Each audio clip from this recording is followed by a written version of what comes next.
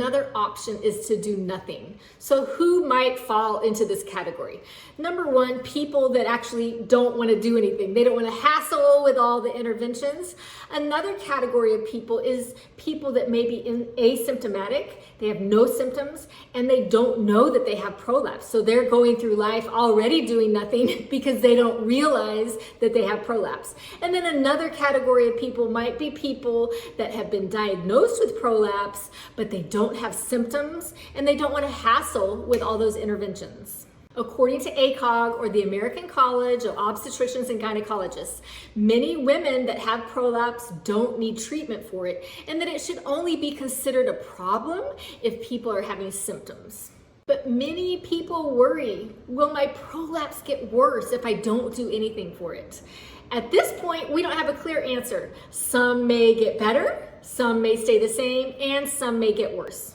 One study of about 400 women found that after 1 year of being diagnosed with prolapse, about half of them got worse.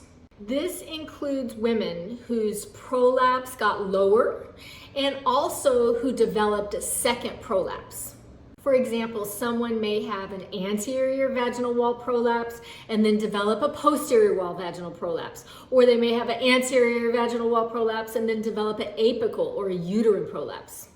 But as you can see in our statistics here, 43.8% stayed the same and 8.7% actually improved. Another study of over 1,000 women tracked their prolapse for 5 years after delivery. For each type of prolapse, around 75% had some type of worsening of that prolapse. They also measured how far the prolapse had dropped, how much that prolapse had worsened. They also measured how far the prolapse had dropped, as we discussed. And so here are the statistics. So for an anterior vaginal wall prolapse, over that 5-year period, it dropped 0.5 centimeters.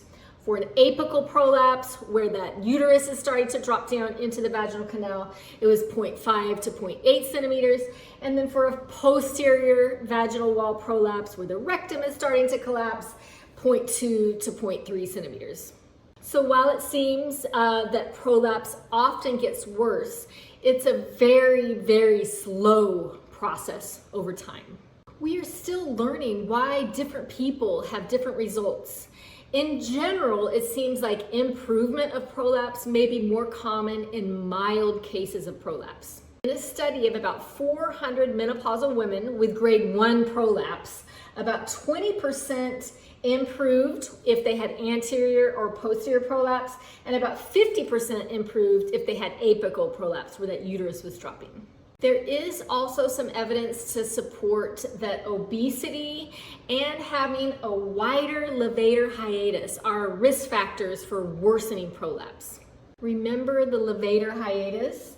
It's that area right there. We're looking into the pelvic bowl here, looking into it from above, and that levator hiatus are those muscles those deep pelvic floor muscles, the levator ani. So a wider opening was linked to worsening prolapse.